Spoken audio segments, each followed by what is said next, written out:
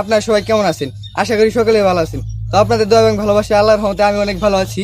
তো আজকের ব্লগটি হচ্ছে তো কালীবাড়ি রেল স্টেশন থেকে আমরা যে পর্যন্ত রেল চলতে থাকবে সে পর্যন্ত আমরা যেতে থাকবো। তো আশা করি ভিডিওটি আপনাদের কাছে ভালো লাগবে। তো সম্পূর্ণ ভিডিওটি ধৈর্য সহকারে দেখুন। আমাদের সাথে রয়েছে তাসিন, এই যে তাসিন। তো এদিকে রয়েছে এই যে আরমান, তো এদিকে আমি, তো এদিকে রয়েছে নির্জন খন্দকার, তো এদিকে রয়েছে ফাহিম, আর ওইদিকে রয়েছে মাহিম। তো আজকে আমরা যাচ্ছি কোথায় সেটা জানি না, যে পর্যন্ত গাড়ি চলবে সে পর্যন্ত আসি আমরা অবশ্যই।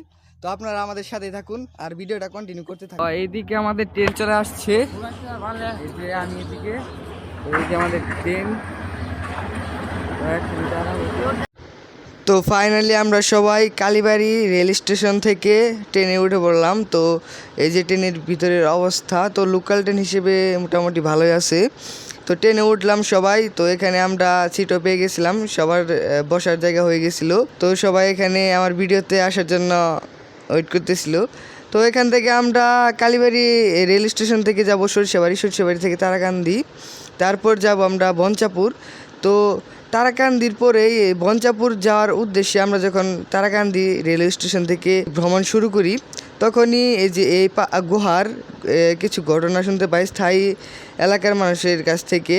তো এখানে নাকি বিভিন্ন ধর্মের মানুষজন এসে মানত করে যায় এখানে। তো আমাদের ট্রেন এখানে থামছে আর কি। এখান থেকে আবার আমরা জামালপুরের উদ্দেশ্যে রওনা হব। তো নির্জন এই এলাকার নাম কি? হ্যাঁ, এই স্টেশনটা হলো বঞ্চাপুর স্টেশন। ও, এই স্টেশনের নাম হচ্ছে বঞ্চাপুর। তো এখন বঞ্চাপুর, বঞ্চাপুর স্টেশনের নাম। তো এখান থেকে ট্রেনের ইঞ্জিন পরিবর্তন করা হবে নাকি ঘুরানো হবে? ঘুরানো হবে, বেশিরভাগ ঘুরানো হবো। এখান থেকে আবার আমরা যাবো জামালপুর। তো যে ট্রেন দিয়ে আসলাম, আবার সেই ট্রেন দিয়ে চলে যাব। ওই যে ট্রেন, এখানে ট্রেন। তো আজকে আপনার জামালপুরটা পুরো ঘুরে দেখাবো আপনাদেরকে। তো এই যে স্টেশন, এটা জায়গাটা মোটামুটি ভালোই আছে। তো আবারও আমরা বঞ্চাপুর থেকে জামালপুর উদ্দেশ্যে যাওয়ার জন্য ট্রেনে উঠে পড়ি।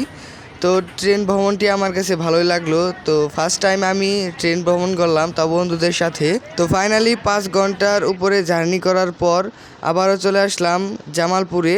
তো সবাই এখানে ওয়েট করতেছিলাম যে এখানে কখন মানুষজন কমবে, কখন আমরা স্টেশন থেকে বের হব।